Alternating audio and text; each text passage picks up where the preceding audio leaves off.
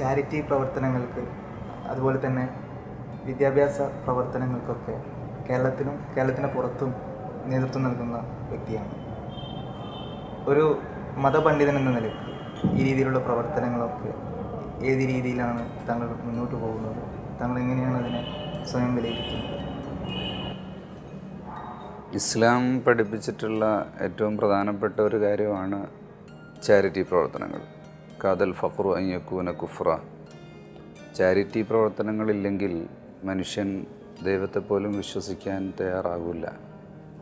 കാരണം അവന് സ്വന്തം സൃഷ്ടാവുണ്ടോ എന്ന് വരെ തോന്നിപ്പോകുന്നൊരവസ്ഥയുണ്ടാകും. സഹജീവിയെ സ്നേഹിക്കുക, അവർക്ക് ആവശ്യമുള്ള കാര്യങ്ങൾ ചെയ്തു കൊടുക്കുക എന്നുള്ളത് മുഹമ്മദ് റസൂലുള്ളാഹി സ്വല്ലല്ലാഹു അലൈഹി വസല്ലം തങ്ങളുടെ അധ്യാപനമാണ്. അത് ഇസ്ലാമിക പ്രബോധന മേഖലയിൽ റസൂലുള്ളാഹി മുതൽ എല്ലാ ആളുകളും സഹാബികളും താബികളും കാണിച്ചു തന്നിട്ടുള്ളൊരു വഴിയാണത്.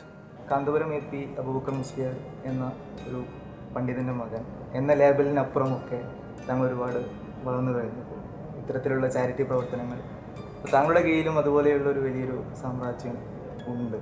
ഏത് രീതിയിലാണ് ആ വളർച്ചയെ സ്വയം വിലയിരുത്തുന്നത്? പ്രസ്ഥാനത്തിൻ്റെ ഭാഗം എന്നുള്ള നിലയ്ക്ക് നമ്മളെ ഏൽപ്പിക്കുന്നൊരു ഉത്തരവാദിത്വം, അത് ചെയ്യുക, അത് ചെയ്ത് മുന്നോട്ട് പോവുക. അതിൽ നമ്മുടേതായ സ്വയം കഴിവുകൾ നമ്മൾ പരമാവധി ഉപയോഗപ്പെടുത്തി വികസിപ്പിക്കുന്നു എന്നുള്ളതാണ്. വ്യക്തി എന്ന നിലയ്ക്ക് സ്വയം യാതൊരു സ്റ്റാൻഡും അങ്ങനെ ഒരു നിലനിൽപ്പുമില്ല. ഒരു സംഘടനയുടെ മെയിൻ എന്താ പറയുക, ഒരു മുഖമായിട്ടാണ് ഒരു വ്യക്തികൾ മാറുന്നത്. ഉദാഹരണത്തിന് ഒരു എ പി സംസ്ഥ എന്ന് പറയുമ്പോൾ കാന്തപുരമാണ് അവിടെ മെയിനായിട്ട് നിൽക്കുന്നത്. അതേപോലെ ഒരു വ്യക്തികൾ അതിൽ അതിൻ്റെതായ റോൾ വഹിക്കുന്നതാണ്. ഇസ്ലാമിക സിസ്റ്റത്തിൽ എപ്പോഴും ബാപ്പയിൽ നിന്ന് മകനെ വ്യത്യസ്തമാക്കുന്നത് എന്തൊക്കെ ഘടകങ്ങളാണ്?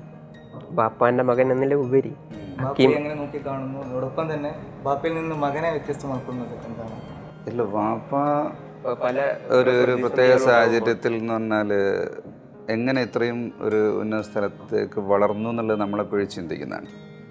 അങ്ങനെയുള്ളൊരു നേരത്തെ മറ്റാരുടെയെങ്കിലും ഒരു കോച്ചിങ്ങോ ട്രെയിനിങ്ങോ മറ്റ് സാഹചര്യങ്ങളോ ഒന്നുമില്ല. സ്വയം അങ്ങനെ അങ്ങ് വളർന്നു വന്നു. അല്ലാഹു തആല അങ്ങനെ വളർത്തി. നമ്മളിത് നോക്കിയിട്ടാണ്. കാന്തപുരം എ പി അബൂബക്കർ മുസ്ലിയാർ ടെൻഷനാവുകയും അതിനെ വളരെ പ്രതിസന്ധി രൂപത്തിൽ ഉണ്ടാവുകയും, പക്ഷേ മകൻ ഹക്കീം അസ്ഹരി വളരെ കൂളായിട്ട് അത് മാനേജ് ചെയ്യുന്നുള്ള ഒരുപാട് കേട്ടുകേൾവിയുണ്ട്. വ്യത്യാസമൊന്നുമില്ല. അത് പ്രസ്ഥാനം വളർത്തിക്കൊണ്ടുവരുന്നൊരു കാലത്താണ് വാപ്പ പ്രവർത്തിക്കുന്നത്. അന്ന് അതിശക്തമായ എതിർപ്പുകളും അതിനെ ഡിഫെൻഡ് ചെയ്യേണ്ടയും ഒരു കാലഘട്ടമായിരുന്നു. ഒരു പുതിയ ആശയത്തെ, യഥാർത്ഥ ആശയത്തെ സമൂഹത്തിൽ വളർത്തിക്കൊണ്ടുവരിക, ഒരു ഇസ്ലാമിക പ്രസ്ഥാനം എന്നുള്ള നിലക്ക് മറ്റ് ഒരു ശക്തിയുടെയും രാഷ്ട്രീയ കക്ഷികളുടെയോ വേറെ ഏതെങ്കിലും ഒരു പ്രസ്ഥാനത്തിൻ്റെയോ സഹായമില്ലാതെ ദീൻ എന്നുള്ള നിലക്ക് മാത്രം നിലനിൽക്കുക എന്നുള്ള ഒരു കാര്യം രൂപപ്പെടുത്തി കൊണ്ടുവരികയാണ് ചെയ്തത് അന്ന്. ഇന്നങ്ങനെയല്ല. പ്രസ്ഥാനം വളർന്നു കഴിഞ്ഞു. ഇനി തർക്കങ്ങളും വിവാദങ്ങളും എതിർപ്പുകാരെ അവരുടെ മറുപടികൾ പറഞ്ഞും സമയം കളയുന്നത് നമ്മുടെ വളർച്ചയ്ക്ക് അത് പ്രതികൂലമായിരിക്കും എന്നാണ് നമ്മൾ മനസ്സിലാക്കുന്നത്. ഓരോ സാമ്രാജ്യങ്ങൾ കെട്ടിപ്പടുക്കാൻ വേണ്ടി മാത്രം സംഘടനകൾ വളരുന്നു, ദീനെ വളർത്തുന്നില്ല എന്നുള്ള ഒരു പൊതു സമൂഹത്തിൻ്റെ വായന എങ്ങനെ കാണുന്നു? അങ്ങനെ മൊത്തത്തിൽ അങ്ങനെ ഒരു അവസ്ഥ ഉണ്ടെന്ന് പറഞ്ഞാൽ തെറ്റാവില്ല. അതിന് ഈ സംഘടനകൾക്ക് വലിയ പങ്കില്ലേ? അത് സംഘടനാ നേതൃത്വത്തിൻ്റെ അവരുടെ ഉദ്ദേശം അനുസരിച്ചാണ്. ഉദാഹരണമായിട്ട് ജമാഅത്തെ ഇസ്ലാമി ഒരു മതസംഘടനയല്ല, അതൊരു രാഷ്ട്രീയ സംഘടനയാണെന്ന് 1970-കളിൽ അന്ന് സമസ്ത പറഞ്ഞിട്ടുണ്ട്. അവർ രാഷ്ട്രീയ സംഘടനയാണ്, മതസംഘടനയല്ല. പക്ഷെ മതത്തിൻ്റെ ലെവലിലാണ് അവർ പ്രവർത്തിച്ചിരുന്നത്. ഇപ്പോൾ രാഷ്ട്രീയ സംഘടനയായി ഔദ്യോഗികമായി രംഗത്ത് വന്നു. അത്തരത്തിലുള്ള പ്രവർത്തനങ്ങൾ മതത്തെ ദോഷമായി. രാഷ്ട്രീയം ഒരു രാഷ്ട്രത്തിൽ ജീവിക്കുമ്പോൾ ആ രാഷ്ട്രത്തിൻ്റെ ഭരണകാര്യങ്ങളിൽ നിന്ന് മൊത്തം രാജ്യത്തിനും സമൂഹത്തിനും ഉപയോഗപ്പെടുത്തുന്നതിൽ രാഷ്ട്രത്തിലെ എല്ലാ ആളുകളും അതിൻ്റെ ഭാഗമായി മാറണം. അപ്പോൾ അതിൽ തീർച്ചയായും ഏറ്റവും വലിയ ഒരു ന്യൂനപക്ഷം എന്നുള്ള നിലക്ക് മുസ്ലിങ്ങൾക്ക് അവരുടേതായ റോളുണ്ട്. അതിനൊരു നല്ല മാർഗനിർദ്ദേശം നൽകേണ്ടത് മുസ്ലിം പണ്ഡിതന്മാർ തന്നെയാണ്. സാമൂഹികപരമായ ഒരു അടിസ്ഥാനം ഉണ്ടാക്കാൻ ഇത്തരം രാഷ്ട്രീയ പ്രസ്ഥാനങ്ങൾക്കുണ്ട്. പ്രത്യേകിച്ച് മുസ്ലിം ലീഗിനെ പോലുള്ള രാഷ്ട്രീയ സംഘടനകൾ കൊണ്ട് സാധിച്ചു. പക്ഷേ അന്നൊക്കെ മുസ്ലിം ലീഗിനെ ഒരു ശത്രുവായി കണ്ട് നീങ്ങിയ കാന്തപുരം എ പി അബൂബക്കർ മുസ്ലിയാരിൻ്റെ കീഴിലുള്ള പ്രബലമായൊരു വിഭാഗം അത് പക്ഷെ പിന്നീട് മുസ്ലിം ലീഗുമായി അടുക്കാനും തുടങ്ങിയപ്പോൾ അതിന് പിന്നിലൊക്കെ താങ്കളുടേതായ കൃത്യമായ ഒരു ഇടപെടലുണ്ട് എന്ന് സമൂഹം വിലയിരുത്തുന്നു. വിലയിരുത്തല്ല, സമൂഹം ഊഹിക്കുന്നു. മുസ്ലിം ലീഗുമായിട്ട് യഥാർത്ഥത്തിൽ ഒരു അങ്ങനെ തുറന്ന പോരാട്ടം എന്നുള്ളത് ഉണ്ടായിട്ടില്ല. പക്ഷെ മുസ്ലിം ലീഗിനെ വഹാബിസത്തിൻ്റെ പ്രചരണ ആയുധമായി ഉപയോഗിക്കുകയും ഇവിടെ മഹാഭൂരിപക്ഷം വരുന്ന സുന്നികളുടെ അവകാശങ്ങൾ സംരക്ഷിക്കപ്പെടാതിരിക്കുകയും അപ്പോൾ മുസ്ലിം ലീഗിൽ എല്ലാ മുസ്ലിങ്ങളും മുസ്ലിം ലീഗിൻ്റെ ഭാഗമാണ് എന്നുള്ളൊരു തോന്നൽ ഉണ്ടായപ്പോൾ അത് മാറ്റിയെടുക്കാൻ. മുസ്ലിംകൾ എന്ന് പറഞ്ഞാൽ ഏതെങ്കിലും ഒരു പ്രത്യേക രാഷ്ട്രീയ പാർട്ടിയുടെ ആളുകളല്ല. മാത്രമല്ല വേർതിരിഞ്ഞ ഒരു പാർട്ടി മാത്രമായി നിൽക്കുന്നത് ഗുണകരമല്ല ഒരു ഡെമോക്രാറ്റിക് കൺട്രിയിൽ. പക്ഷെ ഇത്രത്തോളം മുസ്ലിങ്ങൾക്ക് സ്വാധീനം ചെലുത്തുകയും മുസ്ലിങ്ങൾക്ക് അവകാശങ്ങൾ നേടിയെടുക്കുകയും ചെയ്തൊരു പ്രസ്ഥാനം വേറെ ഇല്ലല്ലോ മുസ്ലിം ലീഗ് അല്ലാതെ. അത് നമ്മൾ ഇന്ത്യൻ സാഹചര്യം പരിശോധിച്ചാൽ മറ്റ് സ്റ്റേറ്റുകളിൽ അല്ല, ഒരു പാർട്ടി എന്നുള്ള നിലക്കല്ല അത്. ഇന്ത്യയിൽ കേരളത്തിൽ മുസ്ലിങ്ങൾക്കുണ്ടായ വളർച്ച ഒരിക്കലും മുസ്ലിം ലീഗിനെ കൊണ്ടല്ല, മതസംഘടനകൾ പ്രവർത്തിച്ചത് കൊണ്ടാണ് ഇത്രയും വളർച്ചയുണ്ടായത്. കാരണം മുസ്ലിം ലീഗ് ഉണ്ടായത് ബംഗാളിലാണ്. ബംഗാളിലെ അവസ്ഥ എന്താണ്? ഇനി യു പിയിലും അസാമിലും ഒക്കെ മുസ്ലിം ലീഗ് ഉണ്ടായിരുന്നു.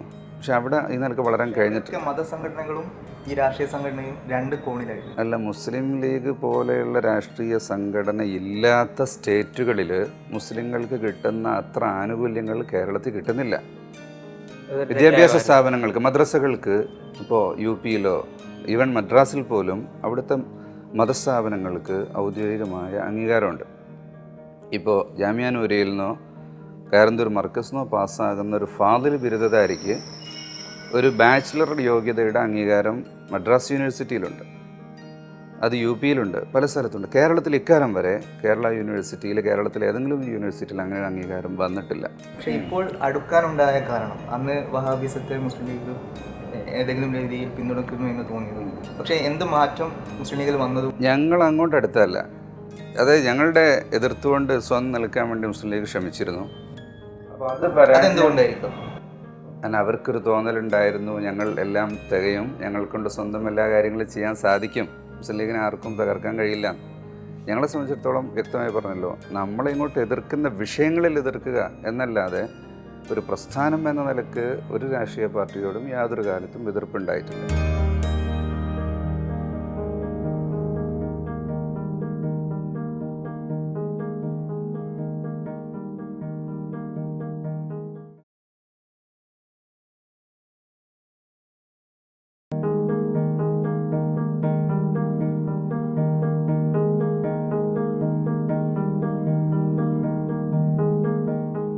ആത്മീയതയെ എന്താ പറയുക തെരുവിലേക്ക് എത്തിച്ചത് എ പി വിഭാഗം എന്ന് പറയുന്നത്.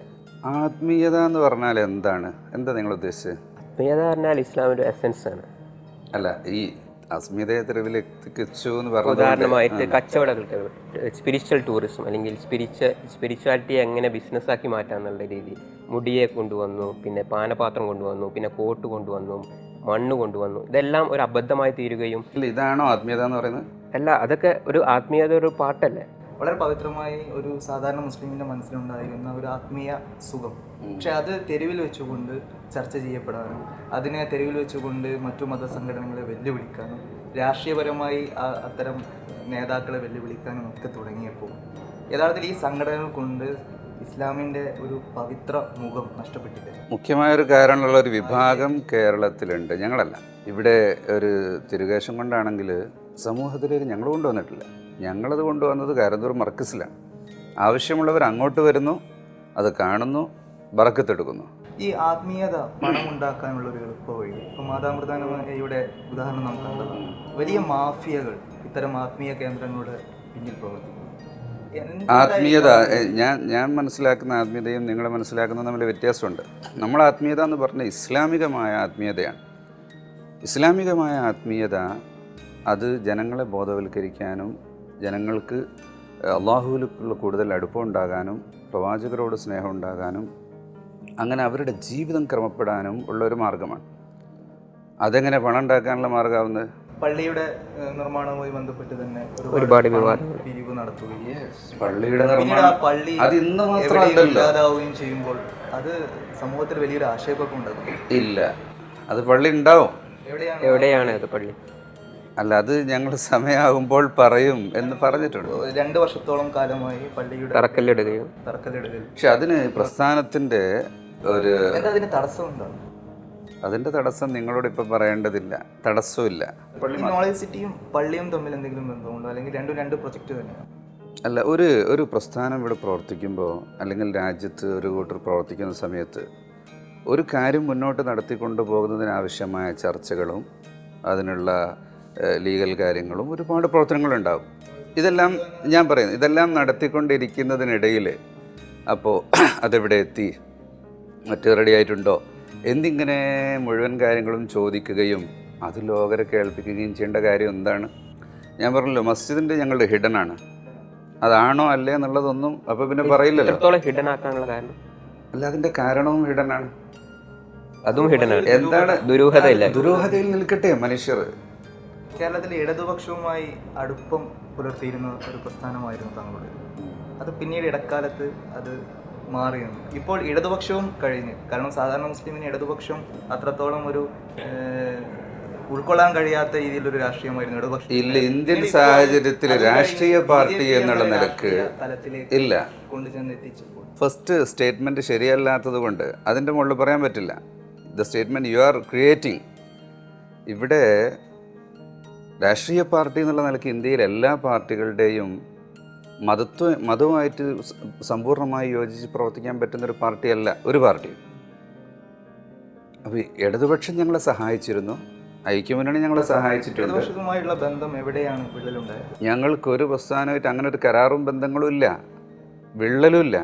ഇപ്പോഴും ബന്ധമുണ്ട്. ഇടത് സർക്കാർ ഉണ്ടാകുമ്പോൾ ഇടതുമായിട്ടാണ് ബന്ധം. ഞങ്ങൾക്ക് ഞങ്ങളുടെ ദീനല്ലേ, ദീനി പ്രവർത്തനവും അതിൻ്റെ അടിസ്ഥാനത്തിലുള്ള വിദ്യാഭ്യാസ പ്രവർത്തനം. ബി ജെ പി ഗവൺമെൻറ് വന്നാൽ ഞങ്ങൾ എന്താ പറയുക, ബി ജെ പി ഗവൺമെൻറ്റിൻ്റെ സഹായം ഞങ്ങൾക്ക് വേണ്ട എന്ന് ആർക്കെങ്കിലും പറയാൻ പറ്റുമോ? ബി ജെ പിയിൽ മെമ്പർഷിപ്പ് അടക്കമുള്ള കാര്യങ്ങൾ എടുക്കാവുന്നതാണ്. പാർട്ടിയിലെ മെമ്പർഷിപ്പ് ഞങ്ങളുടെ പ്രസ്ഥാനത്തിൽ ആർക്കും പാടില്ല എന്ന നിയമം. ആർക്കും പാടില്ല. വ്യക്തികൾക്ക് അവരുടേതായ സ്വാതന്ത്ര്യം ഇല്ല. ഞങ്ങളുടെ പ്രസ്ഥാനത്തിൽ ഔദ്യോഗിക തലത്തിൽ പ്രവർത്തിക്കുന്ന ഒരാൾക്കും ഒരു രാഷ്ട്രീയ പാർട്ടിയിലും അംഗമാവാൻ പറ്റില്ല. അതൊരു പാർട്ടിയിലും ഇല്ല. സർക്കാരുകളിൽ നിന്ന് സഹായം ഏത് സർക്കാരിൽ നിന്നും വാങ്ങും. ബി ജെ പി ഭരിച്ചിരുന്ന സമയത്ത് ബി ജെ പി സർക്കാരിനെ ഞങ്ങൾ സമീപിച്ചിട്ടുണ്ട്. ബി ജെ പി സർക്കാരിൽ മുസ്ലിങ്ങൾക്ക് സഹായം കിട്ടിയിട്ടുണ്ട്. കേരളത്തിൽ ഒരുപാട് ചരിത്ര സ്ഥലങ്ങളുണ്ട്, ചരിത്ര സൂക്ഷിപ്പുകളുള്ള ഒരുപാട് മലക്കുഴി മീനാർ മസ്ജിദ് പോലെയുള്ള ജനമൻ മസ്ജിദ് പോലെയുള്ള ഒരുപാട് സ്ഥലങ്ങളൊക്കെ ഉണ്ട്.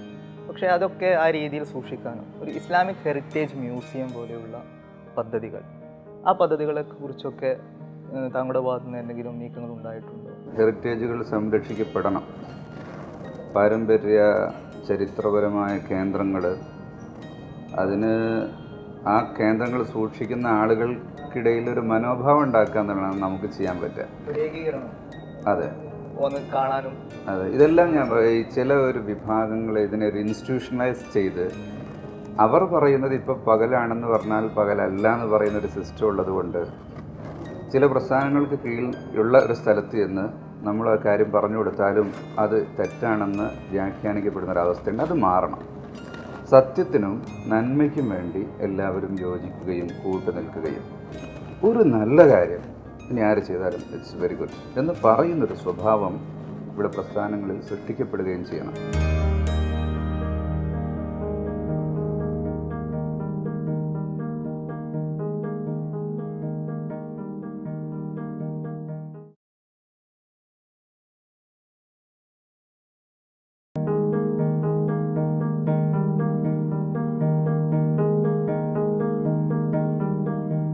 പ്രഭാഷണങ്ങളിലും പത്രവാർത്തകളിലും മാത്രം മുസ്ലിം ഐക്യം ഒതുങ്ങിപ്പോകും. അത് പ്രവർത്തനമാക്കുന്നില്ല, പ്രാവർത്തികമാക്കുന്നില്ല എന്ന്. അതിന് ഇവിടെ ഐക്യത്തിന് വേണ്ടി ശ്രമിച്ചിട്ടുള്ള പലരുമുണ്ട്. അതിനുവേണ്ടി മുൻകൈ എടുത്ത് പ്രവർത്തിച്ചവർ. ചിലർ മരിച്ചുപോയി, ചിലർ ഇന്നും ജീവിച്ചിരിപ്പുണ്ട്. അവരോട് ചോദിച്ചാൽ നിങ്ങൾക്കറിയാം എന്തുകൊണ്ടാണ് അത് സാധിക്കാത്തത്. ഒരു യുവപക്ഷം എന്ന നിലയിൽ ഞങ്ങൾ റെഡിയാണ് എന്ന് പറയുക, അതാണല്ലോ ചെയ്യാനുള്ളത്. പിന്നെ ആയിക്കോട്ടെ എന്നാലാവാം എന്ന് മറുപക്ഷവും പറഞ്ഞാൽ ഇരിക്കാം. യുവപക്ഷം എന്നുള്ള നിലക്ക് നമുക്ക് അതിന് കാര്യങ്ങൾ ചെയ്യേണ്ടത്. സംഘടനകൾ മാത്രമല്ല, സമസ്തയും കാന്തപുരം വിഭാഗവും മാത്രമുള്ള ഐക്യത്തിലപ്പുറം മറ്റു മുസ്ലിം വിഷയങ്ങൾ വരുമ്പോൾ മുജാഹിദ് പോലെയുള്ള സംഘടനകളുമായൊക്കെ സഹകരിച്ചുകൊണ്ട് മുന്നോട്ട് പോകുന്ന ഒരു മനോഭാവം അല്ല, അങ്ങനെയുണ്ട്. അത് പൊതുവിഷയങ്ങളിൽ എല്ലാവരും സഹകരിച്ച് തന്നെയാണ് മുന്നോട്ട് പോകാറുള്ളത്. അതിന് ഇവിടെ ഒരു മുസ്ലിം പക്ഷം എന്നുള്ള നിലക്ക് ശക്തമായി പ്രവർത്തിക്കാൻ ഇവിടെ സമസ്ത തന്നെ മതി, മറ്റുള്ളവരുടെ സപ്പോർട്ടുണ്ടായാൽ മതി. പക്ഷേ ഈ ഐക്യം പറയുമ്പോഴൊക്കെ താങ്കളുടെ ഓരോ വാക്കിലും വരുന്നത് വീണ്ടും വീണ്ടും അവരെ കുത്തി നോവിക്കുന്ന ചില പദപ്രയോഗങ്ങളാണ്. ഇപ്പോഴുള്ള സാഹചര്യമാണ് ഞാൻ പറയുന്നത്. മാറണം. അത് ഞാൻ പറഞ്ഞില്ല, ഒരു കുറച്ച് ആളുകൾ മാത്രമേ ഇത് പറയാറുള്ളൂ. ഞാൻ വ്യക്തിപരമായി ഇത് പറയുന്ന ആളുമല്ല.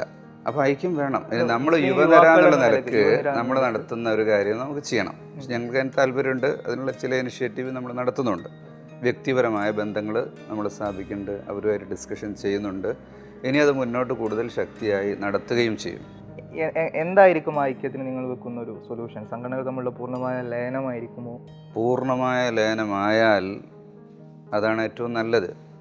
ഇനി വളരെ പെട്ടെന്ന് പൂർണ്ണമായ ലയനാകാൻ പ്രയാസമുണ്ടെങ്കിലും അതിനൊരുപാട് കാര്യങ്ങൾ ചർച്ച ചെയ്യേണ്ടി വരും, കൂടുതൽ സമയമെടുക്കും. അതേസമയത്ത് ഏറ്റവും ചുരുങ്ങിയത് പരസ്പരം കാര്യങ്ങൾ അങ്ങോട്ടും ഇങ്ങോട്ടും പോകാനും ബന്ധപ്പെടാനും പ്രവർത്തിക്കാനും, അവർ ചെയ്യുന്ന നല്ല കാര്യങ്ങൾക്ക് അങ്ങോട്ട് സഹായിച്ചു കൊടുക്കാനും, നമ്മൾ ചെയ്യുന്ന നല്ല കാര്യങ്ങളോട് ഇങ്ങോട്ട് സഹായിക്കാനും, കേവലം എന്നും എതിർപ്പും വിവാദവും മാത്രമായി നിൽക്കുന്നതിൽ നിന്ന് മാറി നിൽക്കാനൊക്കെ സാധിക്കുമല്ലോ. പക്ഷെ മുസ്ലിം സംഘടനകളുടെ മീറ്റിംഗ് വിളിക്കുമ്പോൾ പലപ്പോഴും കാന്തപുരം വിഭാഗത്തിൻ്റെ വിളിക്കാറില്ല. വിളിച്ചതിന് പോകാറുണ്ട്. പോകാൻ പറ്റിയ പൊതുപരിപാടികൾക്കെല്ലാം ക്ഷണം കിട്ടിയാൽ പോകാറുണ്ട്. എന്തുകൊണ്ടാണ് മുസ്ലിം ലീഗ് വരെ നേതൃത്വം നൽകുന്ന അത്തരം ഇപ്പോൾ ഇത്രത്തോളം ഐക്യപ്പെട്ടു എന്ന് കൂടി തങ്ങൾ പറഞ്ഞു, എന്നിട്ട് കൂടി മുസ്ലിം ലീഗ് ഇപ്പോഴും മാറ്റി നിർത്തുന്നു? അത് മുസ്ലിം ലീഗിനോട് ചോദിക്കണം. നേരത്തെ നിങ്ങൾ പറഞ്ഞ ആ ചോദ്യം, മുസ്ലിം ലീഗിൽ നിന്ന് ഏത് രീതിയിലുള്ള ചർച്ചയാണ്, അടുപ്പത്തിലേക്ക് ആരാണ് അതിന് നേതൃത്വം നൽകുന്നത്? ഇല്ല, അങ്ങനെ ഒരു അടുപ്പം ഞങ്ങൾ മുസ്ലിം ലീഗായിട്ട് യാതൊരു അടുപ്പമില്ല. എങ്കിൽ കൂടി ആ പണ്ടുണ്ടായിരുന്ന നേരത്തെ ഉണ്ടായിരുന്ന അവർക്ക് ഇങ്ങോട്ട് വരാൻ പറ്റില്ല എന്നുള്ളൊരു മനോഭാവം ഉണ്ടായിരുന്നു. അത് മാറി, ഇപ്പം അവർക്ക് വരാം. അതിനാരായിരുന്നു ആ മനോഭാവം? അത് മുസ്ലിം ലീഗിലുള്ള യുവസമൂഹമാണ് അതിനെ മുൻകൈ എടുത്തത്. അവർ പറഞ്ഞു ഞങ്ങൾ ഒരിക്കലും ഒരു പാർട്ടി അതിലുണ്ട്.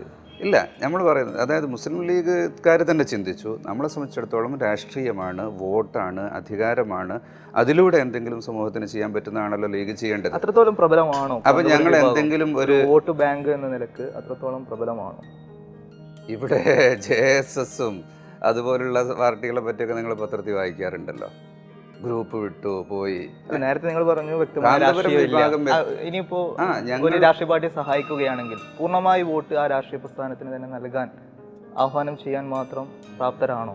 ഞാൻ നേരത്തെ പറഞ്ഞ രാഷ്ട്രീയ പാർട്ടികളിൽ അംഗങ്ങളാകാൻ പാടില്ല ഞങ്ങളുടെ ഔദ്യോഗിക മെമ്പർമാർ എന്ന് പറഞ്ഞ മുഴുവൻ മെമ്പർമാരും പ്രസ്ഥാനം എവിടെ വോട്ട് ചെയ്യാൻ പറയുന്നു അവിടെ തന്നെ വോട്ട് ചെയ്യുള്ളൂ. ഇതുവരെ അങ്ങനെ നിലപാട് എടുത്തിട്ടുണ്ടോ? ചില സന്ദർഭങ്ങളിൽ എടുത്തിട്ടുണ്ട്, ചില പ്രത്യേക സ്ഥലങ്ങളിൽ എടുത്തിട്ടുണ്ട്, ചിലപ്പോൾ സ്റ്റേറ്റ് വൈസ് എടുത്തിട്ടുണ്ട്. വോട്ട് ചെയ്യാനുള്ള തീരുമാനം എപ്പോഴാണ് എടുക്കുക? പുറത്തു വരുന്നത്. യെസ്, പുറത്തു വരുന്നതല്ലേ. ഞങ്ങൾക്ക് പ്രസ്ഥാനത്തിന് അത്രയും ശക്തി, സംഘടനാപരമായ സർക്കുലർ പോകാറുണ്ട്, സംഘടനാപരമായ സെറ്റപ്പ് ഉണ്ട് ഞങ്ങൾക്ക്. അതുകൊണ്ട് തന്നെ ഞങ്ങൾക്ക് മീഡിയകളുടെ ആവശ്യമില്ല, പൊതുപ്രസ്ഥാനത്തിന്റെ ആവശ്യമില്ല. ഞങ്ങളുടെ നിർദ്ദേശങ്ങൾ പോകാറുണ്ട്. സ്ഥാനാർത്ഥിയാണോ അല്ലെങ്കിൽ പാർട്ടിയെ മൊത്തമായി? അത് ഓരോ സമയത്തും അതിനനുസരിച്ചാണ് തീരുമാനം ഉണ്ടാവുക. ഇന്ത്യയിൽ ഇനി BJP ഗവൺമെന്റ് വരികയാണെങ്കിൽ അതിനെ സ്വാഗതം ചെയ്യുമോ? ഏത് രീതിയിലാണ് അതിനെ കാണുന്നത്? ഭരണഘടനാപരമായ ഇലക്ഷനിലൂടെ ഏത് ഗവൺമെന്റ് വന്നാലും ആ ഗവൺമെന്റുമായി സഹകരിച്ച് നീങ്ങും. മുന്നറിയിപ്പ്, രാഷ്ട്രീയ നിരീക്ഷണം നടത്താൻ മാത്രമുള്ള കഴിവില്ല. മോഡി അടക്കമുള്ള ആളുകൾ മുസ്ലിം സമൂഹത്തോട് ചെയ്ത ക്രൂരകൃത്യങ്ങൾ, അതിനെ അങ്ങനെ അങ്ങ് ന്യായീകരിക്കാൻ പറ്റുമോ? ഒരിക്കലും ന്യായീകരിക്കാൻ പറ്റില്ലല്ലോ. ആരാണ് ക്രൂരകൃത്യങ്ങളെ ന്യായീകരിക്കുന്നത്? ഇവിടെ കേരളത്തിൽ തന്നെ നോക്കുകയാണെങ്കിൽ നമ്മൾ അങ്ങനെയാണെങ്കിൽ ഏതെങ്കിലും മുന്നണിയായിട്ട് അടുക്കാൻ പറ്റുമോ? ഓരോ മുന്നണികളും പലതരത്തിലുള്ള പ്രവർത്തനങ്ങൾ ചെയ്തിട്ടുണ്ട്, പാർട്ടികളും ചെയ്തിട്ടുണ്ട്. നമ്മൾ അവർ ചെയ്യുന്ന എല്ലാ കാര്യങ്ങളും ഏറ്റെടുത്താണോ നമ്മൾ ഗവൺമെൻറ്റുമായിട്ട് സഹകരിക്കുന്നത്? ഒരു ഭരണഘടന അനുസരിച്ച് രാജ്യത്ത് ജീവിക്കുന്ന പൗരന്മാരെന്ന നിലക്ക് ആ രാജ്യത്തൊരു ഗവൺമെൻറ് വരുമ്പോൾ ഞങ്ങൾ ഗവൺമെൻറ്റിനെ അംഗീകരിക്കില്ല എന്ന് പറയാൻ ഇവിടെ അധികാരം തന്നെ ഇല്ലല്ലോ. അങ്ങനെ മോഡിയുടെ ഗവൺമെൻറ് വരുന്നതിനെ ചെറുക്കാൻ വേണ്ടി ശ്രമങ്ങൾ നടത്തുന്നുണ്ടോ? ഞങ്ങളുടെ ഭാഗത്തു നിന്നുള്ള പ്രവർത്തനങ്ങൾ നമ്മൾ രാഷ്ട്രീയപരമായ ഞങ്ങൾക്ക് വളരെ വ്യക്തമായ ഒരു പോളിസിയും തീരുമാനവും അത് ഞങ്ങളുടെ അണികളിലേക്ക് എത്തേണ്ട രൂപത്തിലെത്തും. അതിനെ പുറത്തു കൊണ്ടുവന്ന് ചർച്ചയാക്കി അതും രഹസ്യമാണ്. ഒരുപാട് നിഗൂഢതകളുണ്ട്. അത് ഞങ്ങളുടെ സ്ട്രെങ്ത് ആണത്. ഞങ്ങൾക്ക് രഹസ്യമായി സൂക്ഷിക്കാൻ കഴിയില്ല എങ്കിൽ നിങ്ങൾക്ക് അങ്ങനെ പറയാം. അത്രയും കാര്യങ്ങൾ സൂക്ഷിക്കാൻ കഴിവുള്ള ഒരു സ്ട്രെങ്ത് ഉള്ള ഒരു ജബലാണ്, ഒരു പർവ്വതമാണ് എന്ന് പറയാം. കേരളത്തിൽ നമ്മുടെ ഇസ്ലാമിക സംഘടനകൾ അത് എപ്പോഴും തമ്മിൽ ഒരു തർക്കം അതാണ് എന്നും നിലനിന്നുകൊണ്ടിരിക്കുന്നത്. ആ തർക്കം ഇസ്ലാമിൻ്റെ വളർച്ചയിലേക്ക് നയിക്കുന്നില്ല, അതിന് മറിച്ച് ഒരു തളർച്ചയിലേക്കാണ് കൊണ്ടുപോകുന്നത് എന്ന് പറയുകയാണെങ്കിൽ എന്താണ് താങ്കളുടെ? വളരെ ശരിയാണ് പറയുന്നത്. അതുകൊണ്ട് തർക്കങ്ങൾ ഒഴിവാക്കണം. ഞാൻ പറയുന്നത് ഒരു പൊതു വേദിയിലുള്ള മാർക്കറ്റിലുള്ള പ്രഭാഷണങ്ങൾ, പൊതു സ്റ്റേജിലുള്ള പ്രഭാഷണങ്ങൾ എല്ലാവരും നിർത്താൻ തയ്യാറാണെങ്കിൽ ഞങ്ങൾ ആദ്യം നിർത്തും. നമ്മൾ നിർത്തിയത് കൊണ്ട് മാത്രം നിൽക്കില്ല. നമ്മൾ നിർത്തിയത് കൊണ്ട് നിർത്തും എന്നുള്ളൊരു സൂചനയെങ്കിലും വരണ്ട. ഒരു നാട്ടിൽ പ്രവർത്തിക്കുന്ന മൊത്തം സമൂഹത്തിലുള്ള സംഘടനകൾ എന്നുള്ള നിലക്ക് അത്തരം പൊതുകാര്യങ്ങൾ ഉണ്ടാകുമ്പോൾ ഒരു വിഭാഗത്തിന് മാത്രം മാറി നിൽക്കാൻ കഴിയില്ല. അതിനൊരു കൂട്ടമായ തീരുമാനം വേണം. അപ്പോൾ ഈ വരുന്നൊരു തലമുറ അവർക്കിടയിലുള്ള ആശയങ്ങൾ അവരുടെ ആളുകളിലേക്ക് പ്രചരിപ്പിക്കുകയും പ്രവർത്തിക്കുകയും ചെയ്യുക. മറ്റുള്ളവരെന്ത് ചെയ്യുന്നു എന്നത് നമ്മുടെ ആളുകളെ ഹിറ്റ് ചെയ്യുന്നുണ്ടെങ്കിൽ മാത്രം അതിന് തിരുത്തേണ്ടതും നന്നാക്കേണ്ടതുണ്ട്. അല്ലാതിരുന്നാൽ ഒരു കൂട്ടർ സ്വയം പ്രവർത്തിച്ചു പോകുന്നു. ഒരാളൊരു കോമ്പൗണ്ടിനുള്ളിൽ സ്കൂൾ ഉണ്ടാക്കി പ്രവർത്തിക്കുന്നു, നമ്മളതിനെക്കുറിച്ചൊന്നും പറയേണ്ടതില്ല. ആവശ്യമുള്ളവർ, ജനങ്ങൾ സ്വയം ബോധവാന്മാരാണല്ലോ, ആവശ്യമുള്ളവർ അങ്ങോട്ട് പോയിക്കോട്ടെ, അല്ലാത്തവർ പോകണ്ട. അങ്ങനെ ഒരു സാമൂഹിക അച്ചടക്കത്തിന് മൊത്തത്തിൽ എല്ലാവരും തയ്യാറാവുകയാണെങ്കിൽ മുസ്ലിം പാർട്ടികൾ, മുസ്ലിം സംഘടനകൾ ഇതിന് മുൻകൈയിട്ട് ഇറങ്ങണമെന്ന് തന്നെയാണ് നമ്മളുടെ ഒരു ആവശ്യം. ഞങ്ങൾക്ക് ഈ ഒരു മറുപടി പറയാനും തർക്കങ്ങളിൽ പോകാനും ഉള്ള ഒരു കുറഞ്ഞ സമയമെങ്കിലും നഷ്ടപ്പെടുത്താതിരിക്കുകയാണെങ്കിൽ അത്രയും കൂടുതൽ ഞങ്ങളോട് സമൂഹത്തിന് കിട്ടും. നമ്മളിവിടെ മുസ്ലിം സമൂഹത്തിന് മൊത്തത്തിലാണ് ഗുണം ചെയ്യുന്നത്, അതുപോലെ മറ്റു മതസ്ഥർക്കടക്കമാണ് ഗുണം ചെയ്യുന്നത്. അത് ഈ രാജ്യത്തിനാണ് ഗുണമുണ്ടാകുന്നത്. അതിലേക്ക് എല്ലാവരും പോസിറ്റീവായിട്ടുള്ള ഒരു എനർജി തരികയും സഹായിക്കുകയും ചെയ്യുകയാണെങ്കിൽ തീർച്ചയായും ഒട്ടേറെ കാര്യങ്ങൾ ചെയ്യാൻ സാധിക്കും. ഇത്തരത്തിലുള്ള നന്മ നിറഞ്ഞ പ്രവർത്തനങ്ങളുമായി ഇനിയും ഒരുപാട് മുന്നോട്ട് പോകാൻ കഴിയട്ടെ എന്ന് ആശംസിക്കുന്നു. അല്ലാഹു തൗഫീഖ് ചെയ്യട്ടെ. ഖൈറായ കാര്യങ്ങൾ മാത്രം പ്രചരിപ്പിക്കാൻ പ്രവർത്തിക്കാനും നിങ്ങളുടെ ചാനലിനും മറ്റെല്ലാ ചാനലുകൾക്കും പത്രങ്ങൾക്കും തൗഫീഖ് ഉണ്ടാകട്ടെ എന്ന് പ്രാർത്ഥിക്കുന്നു.